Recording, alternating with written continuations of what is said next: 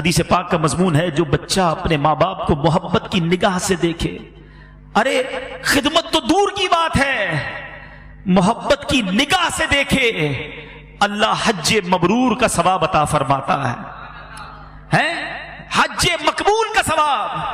صحابی رسول نے عرض کی حضور اگر کوئی 100 بار دیکھ لے، ماں باپ تو گھر میں ہی ہے نا، صبح بھی دیکھے، شام بھی دیکھے، دوپہر بھی دیکھے اور محبت سے دیکھے۔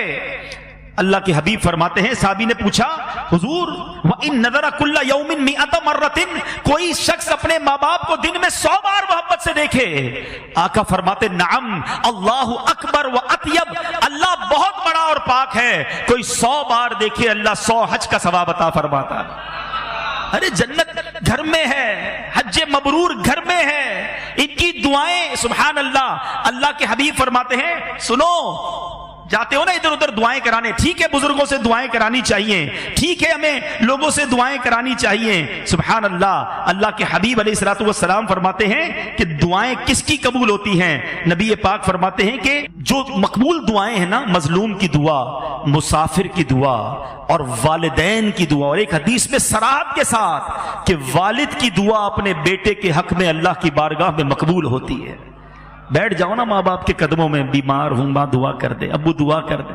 اچھا ایک یہ پتہ کیا ہے، ایک تو یہ ہے کہ ہم کہیں دعا کر دیں، ماں باپ بہت کمال کی چیز ہے، یقین کرو جن کے ہیں انہیں پتہ ہے، اور ہمیں تو یاد ہی رہ گئی اب کہ جب کہو نا دعا کر دیں، وہ دعا ہی کرتے تھے، دعا کے لیے مانگو، اور یہ نہیں کہتے تھے مجھے ستاتا ہے اور دعا کرنے آتا ہے، میری بات مانتا نہیں اور آج دعا۔ ماں باپ کمال چیز ہے، ایسا پیار، ایسی محبت، گیو اینڈ ٹیک نہیں ہے ادھر، یہ ون وے ٹریفک ہے، ایک طرف خطائیں ہوں، ادھر سے عطائیں ہوتی ہیں، بے لوث پیار کرتے اپنے بچوں سے۔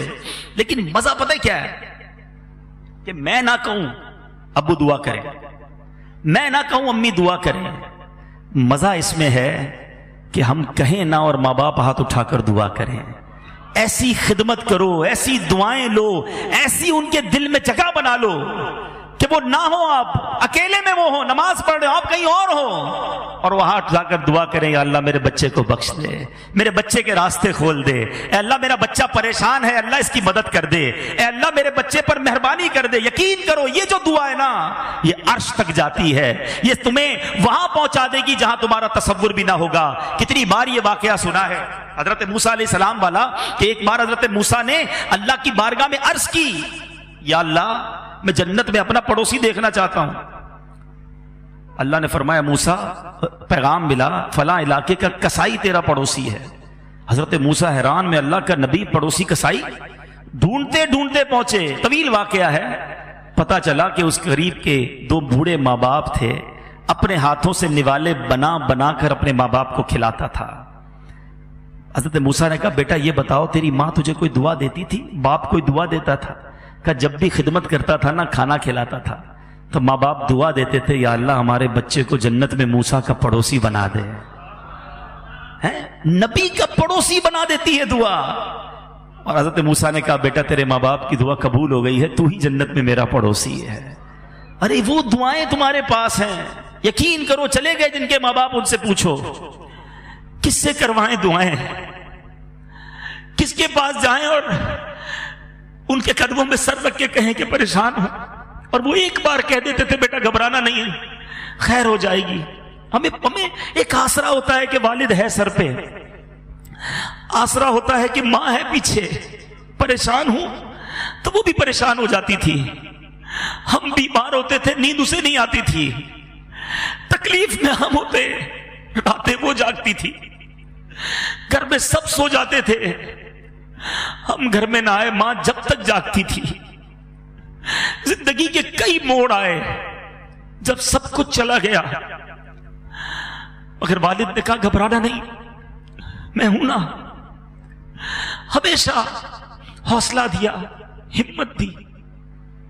آج نہیں ہے ماں باپ، جس کے نہیں ہے اس سے پوچھو، کتنا ہی بڑا کیوں نہ ہو جائے، کتنا ہی طاقتور کیوں نہ ہو جائے، کتنا ہی مال کیوں نہ آ جائے، کتنی ہی دنیا میں عزت کیوں نہ ہو جائے، ماں باپ کی کمی پوری نہیں ہوتی۔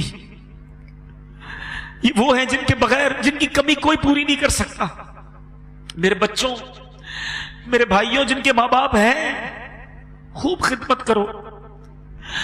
بعد میں یاد آتا ہے میں اور وقت گزارتا, میں اور خدمت کرتا, میں اور دعائیں لیتا. خدا کی قسم یہ بہت بڑی نعمت ہے.